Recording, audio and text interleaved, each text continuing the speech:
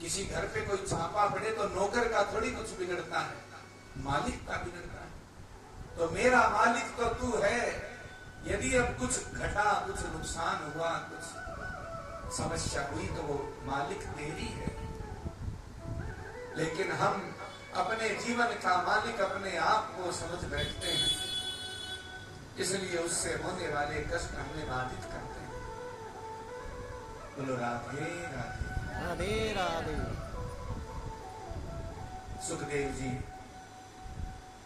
और व्यास भगवान दोनों से कथा का आनंद प्राप्त किए। सूत जी कह रहे हैं, काल व्यास मुख ग्रास त्रास मृणा सहेतवे श्रीमद् भागवतम शास्त्रम कलहु कीरेण भाषितम। काल रूपी अजगर सबको निगलने के लिए बैठा है। उसके उस मुख से, जबड़े से केवल और केवल श्रीमद् भागवत, जो सुखदेव जी ने, जो परमहंस हैं और वो जिसकी शरण में है, वो जिसको सुना रहे हैं। किसी नगरपति लक्ष्मीपति के यहां भंडारा हो तो क्या वहां मखाने बटेंगे? नहीं, उसके लंगर में तो बहुत छक्के लिया जा सकता है। तो श्रीमद् भागवती वो लंगर है जिसमें जीवन भर छक्के लिया जा सकता है। और फिर भी कोई भूखा रह जाए, फिर भी कोई प्यासा रह जाए, फिर भी कोई दुखी रह जाए, फिर भी कोई परेशान रह जाए, तो ये उसकी कमी है। उसका पात्र छोटा है, उसको लेना नहीं आया। भागवत जी गरज गरज के कहती हैं, कोई लेने वाला तो बने। लेकिन मिलता किसको है? जन्मांतरे भवेत पुण्यम तदा भागवतम लभेत। भागवत जी जीवन में उसी को मिलती है। 7 दिन बैठ करके सुनने का सौभाग्य परीक्षित जी को पता भी नहीं था कि मुझे मिलेगा क्या। लेकिन कई बार कुछ गलतियां होती हैं, तब भागवत जी मिलती हैं। क्योंकि बिना गलती के आदमियों को लगता है मैं तो बस इसके समान। जीवन में जब तक ठोकर न लगे, जब तक कुछ रोकर न मिले, तो कीमत उतनी होती नहीं है। कई बार ठोकर और रोकर भगवान की शरण समझ में आती है। और एकस्माद परम किंचित मनः शुद्धेन विद्यते। मन की शुद्धता के लिए इसके बाद किसी की आवश्यकता नहीं है। आप बस इसमें डूब करके ठीक से गोता लगा लें। अच्छा, जो गंगा जी में बहती निर्मल जल में गोता लगा ले, ऊपर से नीचे अच्छी से डुबकी लगा ले, फिर क्या साधारण पानी के छींटे देने की आवश्यकता है? जब गंगा जी से शुद्ध हो गए तो फिर साधारण छींटा लेने का क्या प्रयोजन? जब भागवत जी जीवन में आ गई तो फिर साधारण संसार का कोई छींटा आपको प्रभावित नहीं करेगा।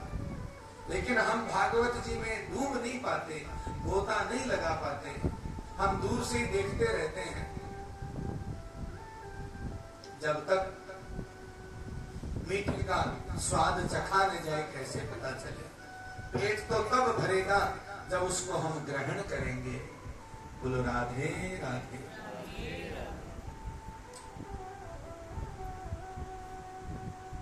परीक्षित जी जब सुखदेव जी से कथा श्रवण कर रहे थे तो देवताओं को पता चला, अरे सुखदेव जी ऐसी कथा सुना रहे हैं, ऐसा अमृत बांट रहे हैं जो स्वर्ग के अमृत से भी बड़ा है। तो देवता आए दौड़े दौड़े, कहा ये हमारा अमृत कलश ले लो, परीक्षित को पिला दो, अमर हो जाएगा, ये कथा हमें दे दो। सुखदेव जी हंसते हैं, अरे देवताओं, ये कोई व्यापार मंडी लगी हुई है? यहाँ वस्तु विनिमय करने आए हो, और फिर कहीं व्यापार भी करो तो बराबरी का तो लेन देन हो। आपको 1 किलो बर्फी चाहिए और आप 100 रुपए लेके जाओ, मिलेगी क्या? 10 रुपए में क्या 1 किलो बर्फी मिलेगी? 100 रुपए मिलेगी? नहीं मिलेगी। उसके बराबर की कीमत दोगे तभी तो मिलेगी। भागवत जी, कहा कितनी कीमत है भाई भागवत जी की? तो सुखदेव जी कहते हैं, क्व स्वधा क्व सुधा क्व कथा लोके क्व काच है क्व मणिर्महान। अरे कांच के टुकड़े के बदले अनमोल मणि कैसे दे दूं? क्या इतना कमजोर व्यापारी समझ रखा है?